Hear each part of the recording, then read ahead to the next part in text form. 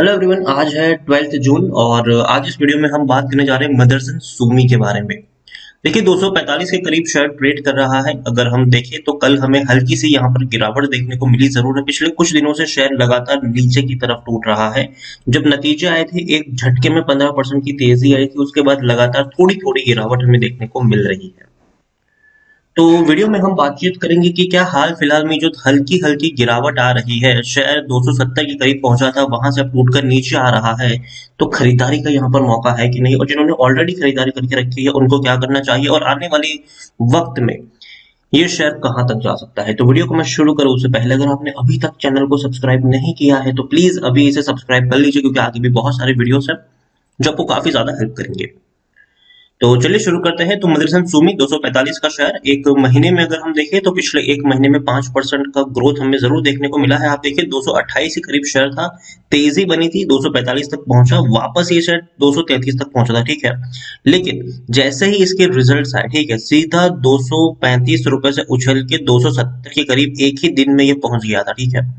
लेकिन नतीजे के बाद थोड़ी हमें गिरावट की, लेकिन रिजल्ट अच्छे आए थे इसीलिए इतनी बड़ी रैली थी, ठीक है। लेकिन जब इतनी बड़ी तेजी एक दिन में आती है 15% की, तो भाई ये थोड़ी बहुत प्रॉफिट बुकिंग आती है, और ये वही प्रॉफिट बुकिंग है। और शेयर ने पिछले एक साल में एक बड़ा मुनाफा बनाकर दिया भी है। 160% का ग्रोथ देखने को मिल रहा है। 90 रुपए का शेयर आज 270 के करीब पहुंचा था, अभी 245 पे ट्रेड कर रहा है।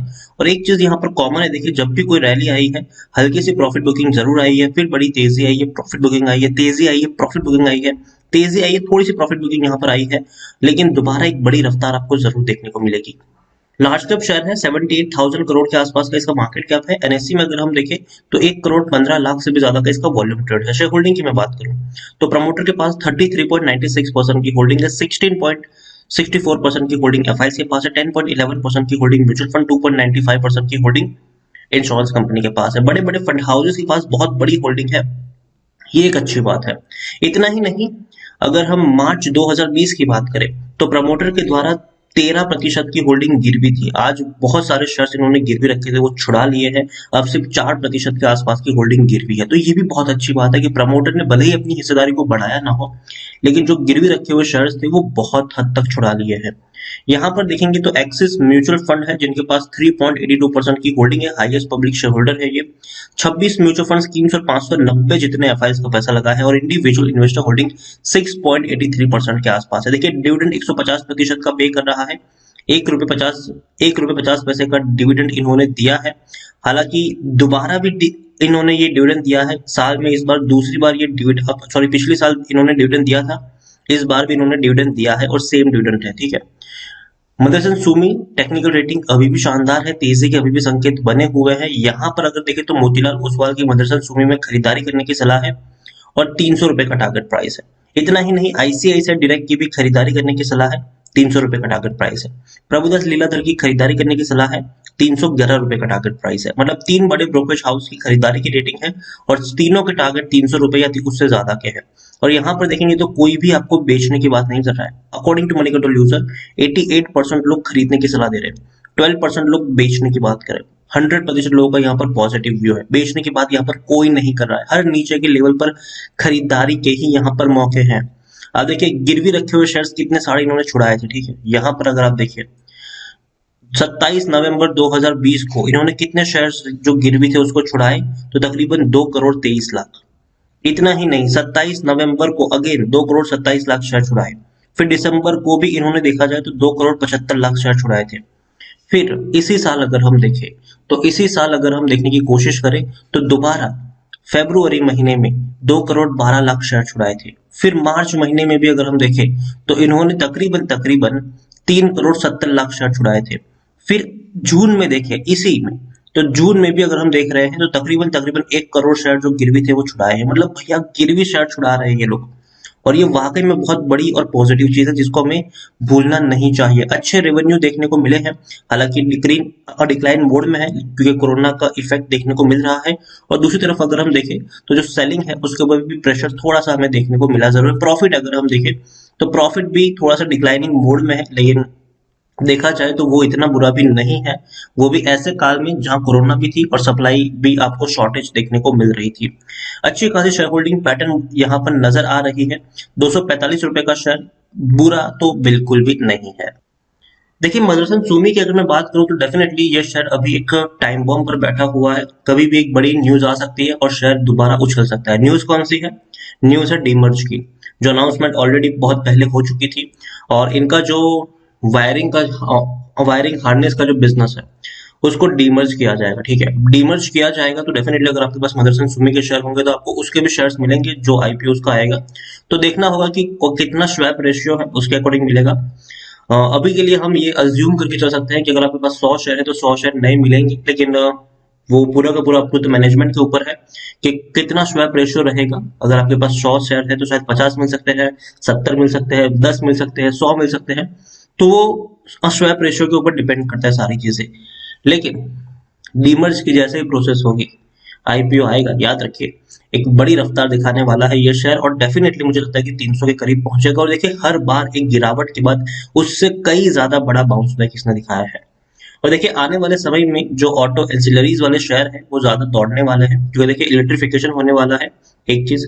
दूसरी चीज अगर हम बात करें तो सरकार की भी नई पॉलिसी आ रही है, स्क्रैपिंग पॉलिसी, तो वो भी इन्हीं को बेनिफिट करने वाली है। तीसरी तरफ अगर हम देखें तो सरकार भी चाहती है कि भैया इंडियन कंपनी जो है वो बाहर अपने जो सामान है उसको बेचे, वहां से रेवेन्यू जनरेट करे। और सरकार इस चीज को बढ़ावा भी देना चाहती है और इसीलिए इंसेंटिव भी प्रोवाइड करवा रही है। तो ये भी एक बहुत बड़ी बात है। तो सरकार की स्कीम्स का भी इनको फायदा मिलने वाला है। तो ये भी यहाँ पर हमें समझना चाहिए। 245 का शेयर है। और देखिए अगर हम पिछले एक साल में देखें तो जैसे जैसे कोरोना कम हो रहा है तो जो ऑटोमोबाइल्स की जो बिक्री है वो बढ़ी है। और गाड़ियों की बिक्री जब बढ़ती है तो जाहिर सी बात है गाड़ियों में जो स्पेयर पार्ट इस्तेमाल होते हैं वो भी ज्यादा बिकेंगे और या वहां पर ये कंपनी भी पिक्चर में जरूर आती है। तो आने वाला जो वक्त है वो डेफिनेटली मदरसन सुमी का है। एक बहुत बड़ी कंपनी है, ये ऑटो पार्ट्स एंड इक्विपमेंट बनाने वाली कंपनी है। इंडिया और इंडिया के बाहर भी इनका काफी बड़ा कारोबार है और वहां से भी एक बड़ा रेवेन्यू इनके लिए निकल कर आता है। और धीरे धीरे हम लोग अनलॉक के फेज में आ रहे हैं। ऐसे में अगर हम देखें तो बाकी जो सरकारें हैं उनको भी अपने ट्रांसपोर्टेशन सिस्टम को चालू करना है। बहुत सारी जो कंपनियां हैं उनको भी अपने ट्रांसपोर्टेशन जो सिस्टम है उसको वापस से स्टार्ट करना है। तो वहां पर भैया जो पार्ट्स है गाड़ियों के उसकी जो बिक्री है वो धीरे धीरे बढ़ती हुई आपको नजर आ सकती है। तो मदरसन सुमी मेरे हिसाब से जब भी ये शेयर टूटता है बाइंग के मौके है। लेकिन एक चीज यहाँ पर कहना चाहूंगा कि एक बड़ी जब भी रफ्तार दिखाएगा भैया प्रॉफिट बुकिंग आएगी। अगर 30 रुपए उछल जाएगा तो 20 रुपए डाउन आएगा जरूर, ये 15-20 रुपए डाउन आएगा, लेकिन वहां से दोबारा ये दौड़ेगा। अभी नीचे की तरफ आ रहा है, ठीक है, 245 के आसपास है। हो सकता है कि 240 तक भी पहुंच जाए, 235 तक भी पहुंच जाए, ठीक है। लेकिन दोबारा ऐसी रफ्तार दिखाएगा कि ये दोबारा 300 तक भी जाएगा, ठीक है। या फिर हो सकता है कि यहीं से ये बाउंस बैक करना शुरू कर दे। तो यही मैं कहूंगा कि टुकड़ों में खरीदारी की शुरुआत आप यहाँ पर कर सकते हो और खरीदारी करी है तो बने रह सकते हो। यहाँ से अगर थोड़ी बहुत भी नीचे शेयर जाता है तो आप एवरेजिंग कर सकते हो। अगर आपके पास ऑलरेडी है तो, और नहीं है तो आप धीरे धीरे खरीदारी करने का मन बना सकते हैं यहाँ पर। अगर आपको यहाँ पर मान लीजिए 500 शेयर खरीदने हैं तो 100 शेयर खरीदिए, वेट करिए 3-4 रुपए और नीचे गिरता है और 100 क्वांटिटी ऐड करिए। इस तरीके से आप यहाँ पर प्ले करके चल सकते हैं। और लॉन्ग टर्म का मैं सजेशन यहाँ पर करूंगा, लॉन्ग टर्म के लिए यहाँ पर बने रहिए। कंपनी काफी अच्छी है, काफी बेहतरीन है। कंपनी अच्छा डिविडेंड तो पे करती ही है, लेकिन साथ साथ में अगर हम देखें, आप देखें अच्छा हर साल डिविडेंड पे किया है। लेकिन जो सबसे बेहतर चीज है वो है बोनस। भाई साहब 2012 में पे किया, 13 में पे किया, 15 में पे किया, 17 में पे किया, 18 में पे किया। इस बार भी बोनस के चांसेस है। एटलीस्ट डीमर्ज तो होने ही वाला है तो वहां से तो ऑलरेडी आपको कुछ शेयर्स मिल ही जाएंगे। लेकिन अगर उस पर बोनस भी मिल जाता है इस साल या अगले साल, तब तो भाई साहब बहुत बड़ी बात होगी। तो मदरसन सुमी नजर रहनी चाहिए इस शेयर के ऊपर। ये शेयर आने वाले समय में बड़े धमाके कर सकता है। आप देखिए कि भैया हर साल बोनस दिया है, बीच बीच में कुछ साल को छोड़कर 2018 में आखिरी बार पे किया था। अब लगता है कि 2019 तो चलो, हालांकि ऑटोमोबाइल की जो हालत थी 2019 में बहुत ही ज्यादा खराब थी, बिक्रियां हो नहीं रही थी, प्लांट्स बंद करने पड़ रहे थे। और 2020 तो कोरोना का रहा, 2021 भी कोरोना का है, लेकिन अब धीरे धीरे कम हो रहे हैं। तो उम्मीद करते हैं कि अब धीरे धीरे जो गाड़ी ट्रैक पर लौट रही है तो उसका जो फायदा है वो बोनस के जरिए कंपनी पे करने की कोशिश कर सकती है आने वाले वक्त में।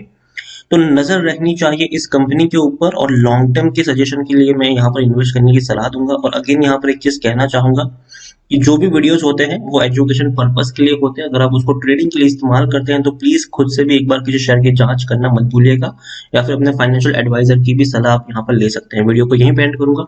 पसंद आया हो तो लाइक कर, शेयर कर। चैनल पर अगर आप पहली बार आए तो प्लीज सब्सक्राइब करें। और मदरसन सुमी के बारे में आप क्या सोचते हैं वो भी आप मुझे कमेंट में लिखकर बता सकते हैं। Thank you.